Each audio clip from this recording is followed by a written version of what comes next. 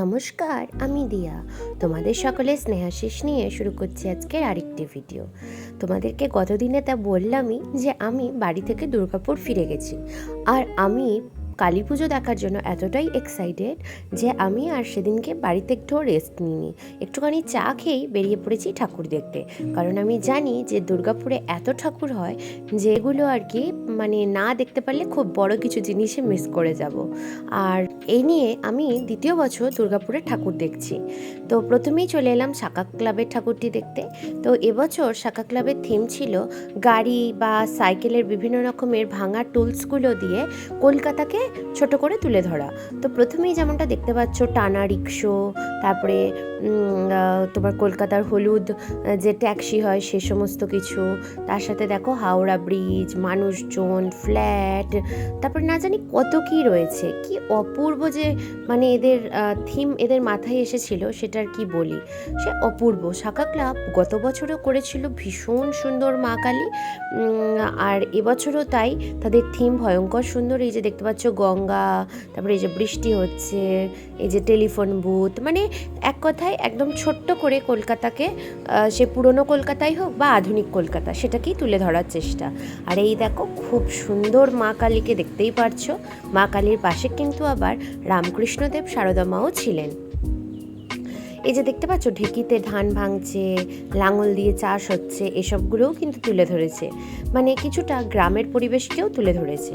আর সেদিনকে জানো তো, সেখানে সেজুতি দাস বলে একজন সিঙ্গার আছেন, উনি সারেগামাপা বা এই সমস্ত ইয়েতে গান গেয়েছেন। তো উনি এসেছিলেন সেদিনকে ফাংশন করতে। তো সেজুতির গান আমরা কিছু দেখে নিয়েছিলাম। সেজুতির গানগুলো আমি লাইভ ভিডিওর মাধ্যমে তোমাদের সাথে শেয়ারও করেছিলাম। তো যাই হোক, সেখান থেকে বেরিয়ে পড়লাম। এবার চলে এলাম প্রচেষ্টাতে। প্রচেষ্টার এবারে থিম ছিল সাদা রঙের রাজহাঁসের থিম। পুরো প্যান্ডেল সাদা, বাইরেটা যেন মনে হচ্ছে একদম বরফে ঢাকা পড়ে আছে, কিন্তু বাইরে ছিল একটা বিশাল রাজহাঁসের মুখ। তো সেখান থেকে বেরোনোর পর দেখি রাস্তাটা এত সুন্দর লাইট দিয়ে সাজিয়েছে। ইভেন দেখতে পেলে দুর্গাপুজোর প্যান্ডেলও এখনও খোলেনি, অথচ কালী পুজো শুরু হয়ে গেছে। এরপর সেখান থেকে চলে যাচ্ছি আরেকটি ক্লাবে, যে স্মার্ট বাজার রয়েছে দুর্গাপুরে। স্মার্ট বাজারের ঠিক অপোজিটেই আর কি এই প্যান্ডেলটা হচ্ছে।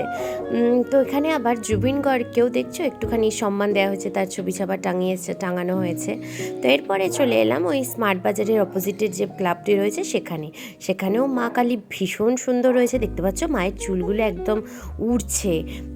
তো চলো এরপর ঘুরতে ঘুরতে চলে যাই অন্য আরেকটি ক্লাবে। এখানে দেখছো সারা বছর দুর্গাপুর একদম অন্ধকার থাকে, আর এখন দেখো আলোয় আলোকিত। আর এই পাড়াটায় দেখো প্রত্যেকটা বাড়িতে সেম লাইট দিয়ে সাজানো হয়েছে। এই জিনিসটা দেখে আমার ভীষণ ভালো লেগেছে। বিভিন্ন বাড়িতে বিভিন্ন রকমের লাইট দেখছি, কিন্তু প্রত্যেকটা একটা পাড়ায় প্রত্যেকটা বাড়ি সেম লাইট জ্বলছে, তাহলে কি সুন্দর লাগবে বলো তো। আর জানো তো আরেকটা জিনিস যেটা না বলে আমি পারছি না, প্রত্যেকটা ক্লাবে কিন্তু ফাংশন হচ্ছে, এটা আমার ভীষণ ভালো লেগেছে। আর ফাংশনগুলো দেখতে পাচ্ছি না বলে একটু বিরক্ত লাগছিল, যে একটু যদি বসে দেখা যেত সেটা খুবই ভালো হতো। কিন্তু ওদিকে তারা আছে যে ঠাকুর তো বেশি দিন থাকবে না, তবে সেই জন্য আর ফাংশন টাংশন না দেখে নিজেরাই আর কি ঠিক করলাম যে ফাংশন পরেও দেখতে পারবো, তাদের লাইভ টাইভ হয় বা তারা ভিডিও টিডিও বানাবে সেখান থেকে দেখে নেবো, কিন্তু আপাতত ঠাকুরগুলো দেখে নিই। তো এরপরে দেখতেই পেলে অনেকগুলো মাঝখানে ঠাকুর দেখা হয়ে গেল। এরপরে চলে এলাম আমরা একটা গুহা। এটা কিন্তু একটা হরর থিম করেছিল। দেখতেই পাচ্ছ গুহার ভেতরে ভয়ঙ্কর অন্ধকার, সেখানে বাদুর টাদুর এ সমস্ত ঝুলছে। এই যে দেখতে পাচ্ছ মানুষের স্কেলিটন ঝুলছে। যদিও আমরা যে সময় গেছি সেই সময়তে ভূতেরা তখনও সাজগোজ করছিল, তো তার ফলে তারা তখনও রেডি হয়নি, যারা আর কি অ্যাকচুয়ালি মানুষ ভূত হিসেবে যারা ভয় দেখাবে তারা তখনও রেডি হয়নি, সাজছিল ছোটো ছোটো বাচ্চারা। তো যাই হোক, ভেতরটা বেশ গা ছমছমে থিম ছিল, আর মানুষের স্কেলিটনগুলো করেছিল থার্মোকল দিয়ে।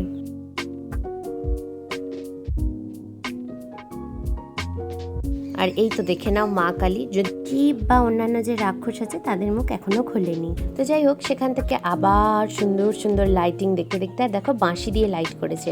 চলে গেলাম অন্য আরেকটি জায়গায় ঠাকুর দেখতে। এখানের প্যান্ডেলটিও কিন্তু বেশ সুন্দর ছিল, আর ওই প্যান্ডেলটিতে যদিও তখনও ঠাকুর আসেনি।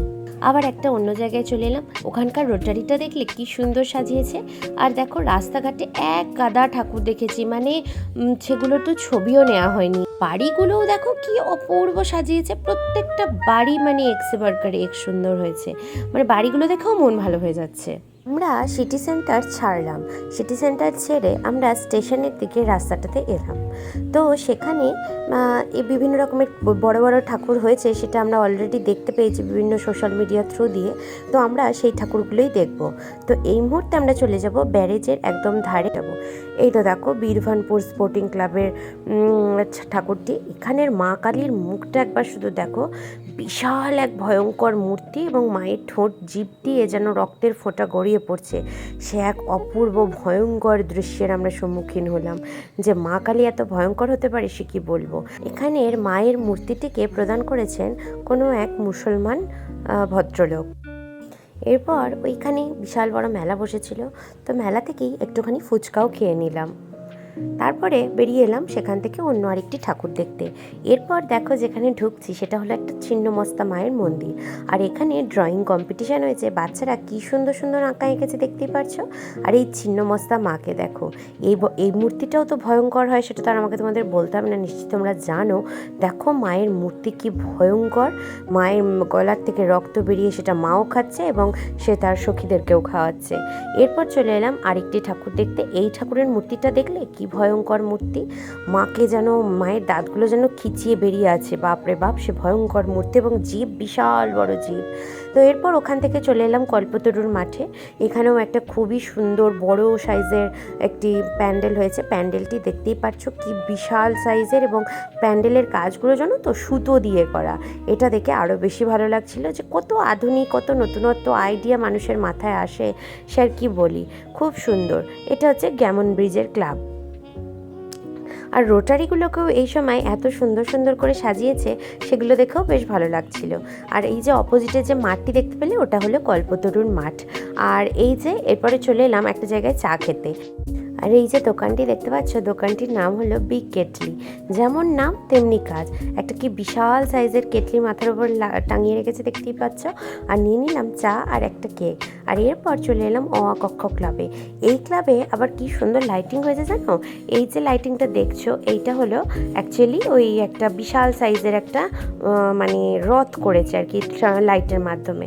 তো এরপর চলে গেলাম ঠাকুর প্যান্ডেলটি দেখতে। প্যান্ডেলটিও অপূর্ব সুন্দর, পুরো প্যান্ডেলটি কিন্তু বেতের তৈরি হয়েছে। আর তাতে রাখা রয়েছে বিভিন্ন রকমের টেরাকোটার ঘোড়া, বিভিন্ন রকমের মূর্তি, বেতের বিভিন্ন রকমের মূর্তি বানিয়েছে। আর প্যান্ডেলের মাথাগুলো শাঁখা পলা দিয়ে সাজিয়েছে। আর যদিও এরকম থিম আমি দুর্গাপুরে কিন্তু 3-4খানা বেশ ভালোই দেখতে পেয়েছি, প্রায় একই ধরনের। কিন্তু মা কালীর মূর্তিটা দেখতে পাচ্ছ কি সুন্দর ভয়ঙ্কর মূর্তি, মায়ের কিন্তু 10টা হাত। এরপরে চলে এলাম আরেকটি ঠাকুর দেখতে, যেটা দেখতে দেখতে তখন গেলাম দেখতে পেলে। আর সেখানে ওই যে রাক্ষসটাকে দেখতে পেলে কীরকম অদ্ভুত দেখতে। আর এরপরে আস্তে আস্তে একটা রাস্তায় ছোট্ট মতো ঠাকুর পড়েছিল, তারাও দেখো একটা পাহাড়ের নিচে মা কালীর গুহা করেছে। পাহাড়টা কি সুন্দর তুলো দিয়ে করেছে দেখতে পাচ্ছ। তো যাই হোক, এরপরে সেখান থেকে চলে এলাম অন্য আরেকটি ক্লাবের ঠাকুর দেখতে। সেখানেও কি সুন্দর সুন্দর সব যে মানে লাইটিংগুলো করেছে সে কি বলবো। আর প্যান্ডেলটিও দেখতে পাচ্ছ কি অপূর্ব সুন্দর, আবার দুটো ইঁদুর রাখা রয়েছে দেখেছো প্যান্ডেলের মাথার উপরে। তো যাই হোক, এরপরে মায়ের মূর্তিটি দেখো। মায়ের মাথার উপরে কিন্তু একটা অদ্ভুত ধরনের মানে ওটা বিষ্ণুর মুখ না কিসের মুখ বুঝতে পারলাম না, কীরকম একটা বিষ্ণুই মনে হলো, সেও জিভ বার করে মা কালীর মতো দাঁড়িয়ে আছে। আর এখানে দেখো ছোট বাচ্চাটি তার দাদুর লাঠিটি ধরে ধরে নিয়ে যাচ্ছে, এটা দেখেও বেশ ভালো লাগলো। বাচ্চাদের মধ্যেও সুন্দর মানসিকতাও গড়ে উঠছে। চলো এরপর অন্য আরেকটি ক্লাবে ঠাকুর দেখতে যাই। শুধু যে বড় ক্লাবের ঠাকুরগুলি সুন্দর হয়েছে তা না, ছোট ছোট ক্লাবের যেগুলো ঠাকুর হয়েছে সেগুলোও কিন্তু কম যায় না। মায়ের মুখের তাদের মানে তারা প্যান্ডেল লাইটের থেকেও মায়ের মুখের উপর বেশি জোর দিয়েছে, কি সুন্দর হয়েছে দেখতেই পেলে। এরপরে চলে এলাম অন্য আরেকটি ঠাকুর দেখতে, এটাও ভীষণ সুন্দর হয়েছে।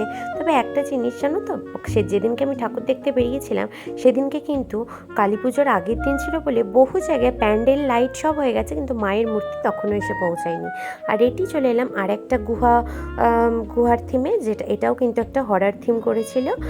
আর এখানে প্যান্ডেল ওপেনিং হচ্ছে, যদিও এখনও সেখানে রঙ্গোলি টঙ্গলি বানানো চলছে। প্যান্ডেলের মাথার ওপর দেখতে পাচ্ছ শিবের মাথা দিয়ে গঙ্গা একদম বয়ে বয়ে পড়ছে, আর একটা বিশাল সাইজের মানে প্যান্ডেলের মাথায় একটা বাদুড় দাঁড়িয়ে আছে দেখতেই পাচ্ছ।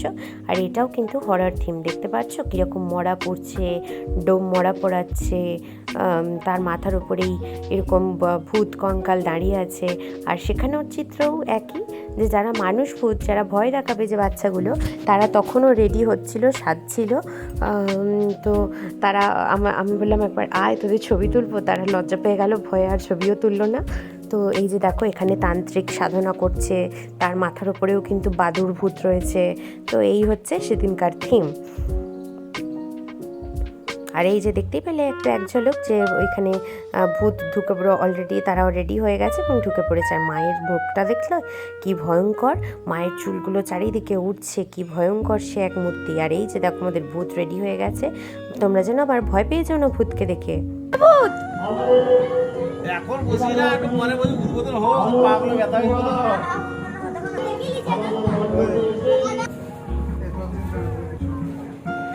সেখান থেকে যথেষ্ট পরিমাণে ছবি চাপা তুলে নিয়ে এরপর চলে যাব অন্য আরেকটি জায়গায়। আর যেতে যেতে দেখি মায়ের পুজোর জন্য বিভিন্ন রকমের জোগাড়জাতি, বিভিন্ন রকমের ব্যবস্থাপনাও কিন্তু চলছে। এবার রাত্রির বাড়ছে, তাই আস্তে আস্তে লোকজনের সংখ্যাও বেশ কমছে। পরের দিন রাত পোহালেই কিন্তু মায়ের পুজো, তো তার জন্য সবাই মিলে এবার রেস্ট নিতে হবে। তো আমিও ভিডিওটা এবার এখানেই শেষ করছি, কারণ আমারও বাড়ি গিয়ে রেস্টের প্রয়োজন। আর তারপরে পরের দিন ভীষণ সাজুগুজো করে সুন্দর সুন্দর জামা কাপড় পরে বেরিয়ে পড়বো আবার ঠাকুর দেখতে, সাথে নেব তোমাদেরও। তাই ভিডিওটা এখানেই শেষ করলাম, সবাই ভালো থেকো, টাটা।